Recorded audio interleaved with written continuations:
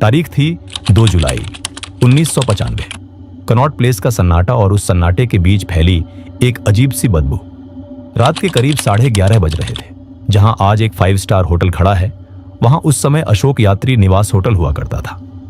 उस होटल के पीछे सब कुछ शांत पड़ा था, लेकिन उस शांति में कुछ ऐसा था जो ठीक नहीं लग रहा था।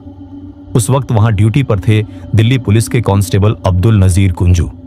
वो रोज की तरह अपनी बीट पर गश्त लगा रहे थे। जैसे ही वो होटल के पीछे वाली गली से गुजरे, अचानक एक बहुत ही भयानक बदबू उनकी नाक में जा लगी। दिल्ली में कूड़े की बदबू या जले हुए टायर की स्मेल आम बात है। पुलिस वाले ऐसी गंधों को पहचान लेते हैं, लेकिन ये बदबू अलग थी। ये ऐसी बदबू थी जो नाक से होते हुए सीधे दिमाग पर हथौड़े की तरह वार करती है। ये बदबू थी कच्चे मांस के जलने की बदबू। कुंजू साहब वहीं रुक गए। उन्होंने ध्यान से देखा कि होटल के कंपाउंड के अंदर बने बगिया रेस्टोरेंट की दीवार के ऊपर से काला धुआं निकल रहा है। उनके दिमाग में तुरंत घंटी बज गई। रात के ठीक 11:30 बजे। कौन सा रेस्टोरेंट चलता है? किचन तो कब का बंद हो जाना चाहिए था। कुंजू ने ज्यादा सोचा नहीं। उन्होंने दीवार के ऊपर से झांक कर अंदर देखा। अंदर का नजारा देखकर वो हैरान रह गए। रेस्टोरेंट का मैनेजर केशव कुमार पसीने में पूरी तरह तरबतर था और पागलों की तरह तंदूर में लकड़ियां ठूंस रहा था। आग की लपटें ऊंची ऊंची उठ रही थी। कुंजू ने दीवार फांदी और सीधे अंदर कूद गए। पुलिस को सामने देखकर केशव की तो हवा ही निकल गई। कुंजू ने कड़क आवाज में पूछा कि इतनी रात को क्या जला रहा है? केशव हकलाने लगा और बोला कि कांग्रेस पार्टी के पुराने बैनर पोस्टर हैं। नेताजी ने कहा था जला दो। जगह घेर रहे थे, लेकिन कुंजू कोई कल का भर्ती हुआ सिपाही नहीं था। उसने तुरंत समझ लिया कि यहां दाल में कुछ काला नहीं, पूरी दाल ही काली है। पोस्टर जलने से कभी मांस जैसी बदबू नहीं आती। कुंजू ने पास पड़ी पानी से भरी बाल्टी उठाई और बिना देर किए तंदूर के मुंह पर दे मारी। छन की तेज आवाज आई और धुआं ऊपर की तरफ उठ गया। कुंजू ने तुरंत अपनी टॉर्च जलाई और तंदूर के अंदर झांका। जो उसने देखा, अगर किसी कमजोर दिल वाले ने देखा होता तो वहीं हार्ट अटैक आ जाता। तंदूर के अंदर जलते हुए कोयलों के बीच कोई पोस्टर नहीं था। वहां एक औरत की अधजली लाश पड़ी थी। उसका पेट और पैर साफ दिखाई दे रहे थे। बस यही वो पल था जिसने पूरी दिल्ली को हिलाकर रख दिया। यही शुरुआत थी उस केस की, जिसे आज हम तंदूर कांड के नाम से जानते हैं। अब जरा कहानी को फ्लैशबैक में ले चलते हैं, ये समझने के लिए कि हालात यहां तक पहुंचे कैसे। इस कहानी का विलेन था सुशील शर्मा। 1995 के दौर में सुशील शर्मा का दिल्ली में काफी रुतबा था। वो दिल्ली यूथ कांग्रेस का प्रेसिडेंट था। उस समय के छात्र नेताओं की ताकत आज से बिल्कुल अलग स्तर की होती थी। पुलिस वाले सलाम ठोकते थे और मंत्रियों के घर तक उसका आना जाना था। दूसरी तरफ थी नैना साहनी। नैना भी किसी से कम नहीं थी। वो पढ़ी लिखी थी, स्मार्ट थी और कमर्शियल पायलट थी। इसके साथ साथ वो कांग्रेस की गर्ल्स विंग में जनरल सेक्रेटरी भी थी। नैना के सपने बड़े थे। वो अपनी पहचान खुद बनाना चाहती थी। बाहर वालों के लिए ये दोनों सिर्फ पार्टी कलीग्स थे, साथ काम करने वाले लोग। दुनिया के सामने ये दोस्त बनकर घूमते थे। लेकिन सच्चाई ये थी कि इन दोनों ने घर वालों से छुपकर चोरी छिपे एक मंदिर में शादी कर ली थी। शादी छुपाने की वजह साफ थी। सुशील को अपनी इमेज की पड़ी थी। उसे लगता था कि अगर पता चल गया कि वो शादीशुदा है तो उसकी युवा नेता वाली चमक फीकी पड़ जाएगी। ऊपर से उसके घर वाले भी इस शादी के खिलाफ थे, क्योंकि दोनों की जात अलग थी। शादी के बाद दोनों गोल मार्केट के एक फ्लैट में पति पत्नी की तरह रहते तो थे, लेकिन उस रिश्ते में प्यार कम और शक ज्यादा था। सुशील शर्मा नेचर से ही बहुत शक्की और पजेसिव किस्म का इंसान था। उसे लगता था कि नैना उसकी प्रॉपर्टी है। नैना अगर किसी से हंसकर बात भी कर ले तो सुशील का पारा सीधे 7वें आसमान पर पहुंच जाता था। हर बिगड़ते रिश्ते के पीछे कोई ना कोई वजह होती है। यहां वो वजह था मतलूब करीम। मतलूब नैना का कॉलेज फ्रेंड था। दोनों ने पहले साथ में काम किया था और पुरानी दोस्ती थी। नैना के घर वाले भी मतलूब को मानते थे।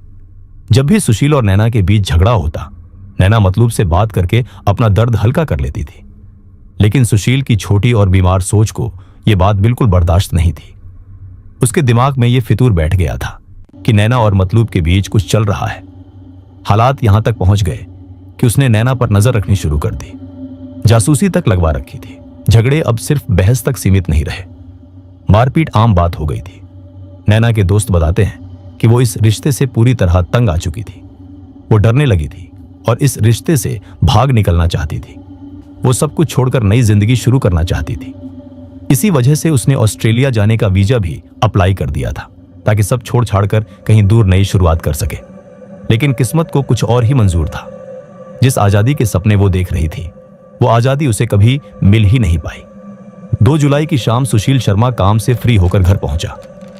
जैसे ही उसने चाबी घुमाई और दरवाजा खोला, उसने देखा कि नैना लैंडलाइन फोन पर किसी से बात कर रही है। सुशील को देखते ही नैना घबरा गई और झटके से फोन रख दिया। बस यही वो गलती थी। अगर नैना उस वक्त नॉर्मल रहती तो शायद उसकी जान बच जाती। लेकिन उसकी घबराहट ने सुशील के शक पर सीधी मुहर लगा दी। कमरे में पूरा सन्नाटा था, लेकिन सुशील के दिमाग में तूफान मचा हुआ था। उसने पानी पिया और बिना कुछ बोले फोन की तरफ बढ़ा। उस दौर के फोन में रिडायल का बटन होता था। सुशील ने नैना की आंखों में देखते हुए वो बटन दबा दिया। घंटी बजी। ट्रिंग ट्रिंग। उधर से फोन उठा लिया गया। स्पीकर पर आवाज नहीं थी, क्योंकि सुशील ने रिसीवर कान से लगाया हुआ था। और उधर से आवाज आई, हेलो, मतलब हियर। ये 3 शब्द बारूद की चिंगारी बन गए। उसी पल सुशील अपने असली रूप में आ गया। उसका अहंकार, उसका गुस्सा और उसका शक सब एक साथ फट पड़ा। उसे लगने लगा कि उसकी पत्नी उसे धोखा दे रही है, और वो भी उसी आदमी के साथ जिस पर उसे पहले से शक था। गुस्से में सुशील ने अपना पूरा संतुलन खो दिया और अपनी लाइसेंसी रिवॉल्वर निकाल ली। नैना शायद कुछ कहना चाहती थी, शायद सफाई देना चाहती थी कि वो सिर्फ वीजा या किसी जरूरी काम के लिए बात कर रही थी, लेकिन सुशील सुनने के मूड में बिल्कुल नहीं था। ठाएं। पहली गोली सीधे नैना के सिर में मारी गई। ठाएं।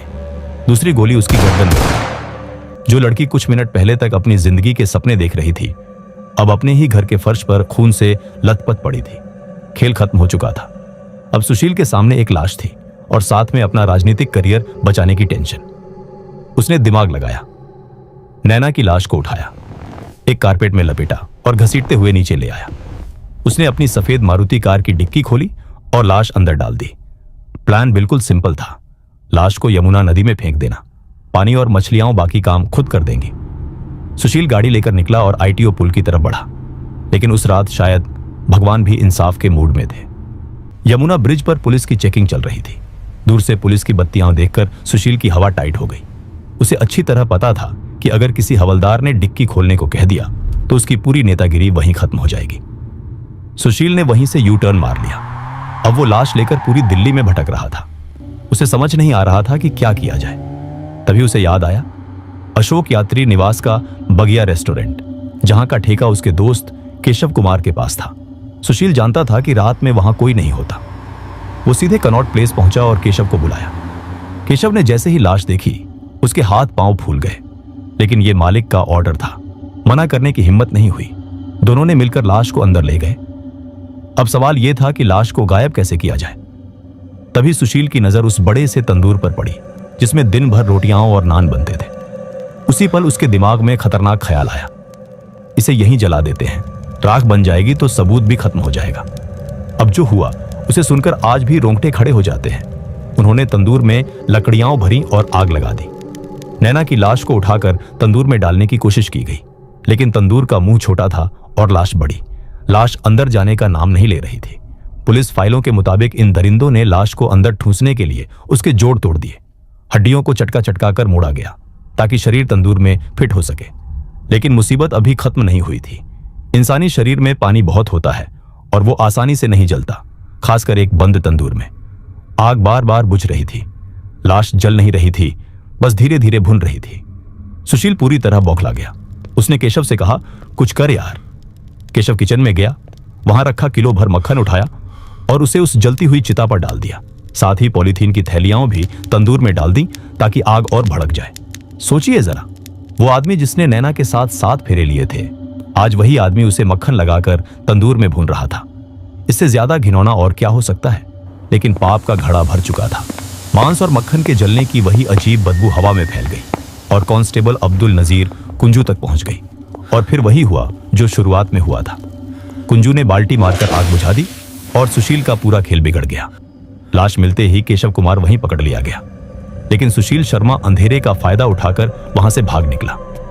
अब शुरू हुआ चोर सिपाही का खेल। सुशील पहले जयपुर भागा, फिर मुंबई और फिर चेन्नई। वो वकीलों से मिला, मंदिरों में गया, शायद अपने पाप धोने की कोशिश कर रहा था। लेकिन मीडिया ने इतना हल्ला मचा रखा था कि उसे कहीं भी छिपने की जगह नहीं मिली। आखिरकार 1 हफ्ते की भागदौड़ के बाद 10 जुलाई को उसने सरेंडर कर दिया। अब पुलिस के सामने एक बहुत बड़ी चुनौती थी। लाश 90% से भी ज्यादा जल चुकी थी और चेहरा पूरी तरह खत्म हो चुका था। कोर्ट में सुशील के वकील आसानी से कह सकते थे कि यह लाश नैना की है ही नहीं। यहीं से साइंस की एंट्री हुई। पुलिस ने डीएनए टेस्ट कराया, जो उस समय भारत में बेहद नई तकनीक थी। नैना के माता पिता के ब्लड सैंपल लिए गए और उन्हें लाश से बची हड्डियों से मैच किया गया। रिपोर्ट पॉजिटिव आई और साबित हो गया कि लाश नैना साहनी की ही थी। शुरुआत में लोगों को लगा था कि नैना को जिंदा जलाया गया है, लेकिन बाद की मेडिकल जांच में उसके सिर और गर्दन में गोली के हिस्से मिले। इससे साफ हो गया कि तंदूर में डालने से पहले ही उसकी मौत हो चुकी थी। कोर्ट में केस सालों चला। 2003 में निचली अदालत ने इसे रेयरेस्ट ऑफ रेयर केस मानते हुए फांसी की सजा सुनाई। सुशील को डेथ सेल में डाल दिया गया। बाद में मामला सुप्रीम कोर्ट पहुंचा। 2013 में कोर्ट ने कहा कि सुशील कोई पेशेवर अपराधी नहीं था और उसने ये हत्या गुस्से और शक में की थी। उसका पिछला रिकॉर्ड भी साफ था। इसी आधार पर फांसी की सजा को उम्र कैद में बदल दिया गया। सुशील ने तिहाड़ जेल में 23 साल से ज्यादा काटे और दिसंबर 2018 में अच्छे आचरण के आधार पर उसे रिहा कर दिया गया। आज सुशील शर्मा जेल से बाहर है और एक आम बूढ़े आदमी की तरह कहीं जिंदगी जी रहा है। कनॉट प्लेस का वो अशोक यात्री निवास अब पूरी तरह बदल चुका है। आज वहां एक चमचमाता 5 स्टार होटल खड़ा है। लोग वहां आते हैं, पार्टियां करते हैं और खाना खाते हैं। शायद उनमें से ज्यादातर को पता भी नहीं होगा कि जिस जमीन पर वे खड़े हैं वहां 1995 की उस रात क्या हुआ था। लेकिन एक मामूली सिपाही अब्दुल नजीर कुंजू की ईमानदारी ने यह साबित कर दिया कि जब वर्दी अपनी पर आ जाए तो वो बड़े से बड़े नेता की भी हेकड़ी निकाल सकती है। यही थी तंदूर कांड की पूरी दास्तान। दिल्ली की हवाओं में यह कहानी आज भी एक डरावनी याद बनकर जिंदा है। धन्यवाद दोस्तों। कमेंट में जरूर बताइए कि अगर आप कांस्टेबल कुंजू की जगह होते तो क्या करते। हम आपके लिए ऐसे ही क्राइम से जुड़ी हर दास्तान आप तक लाते रहेंगे। मिलते हैं अगले वीडियो में।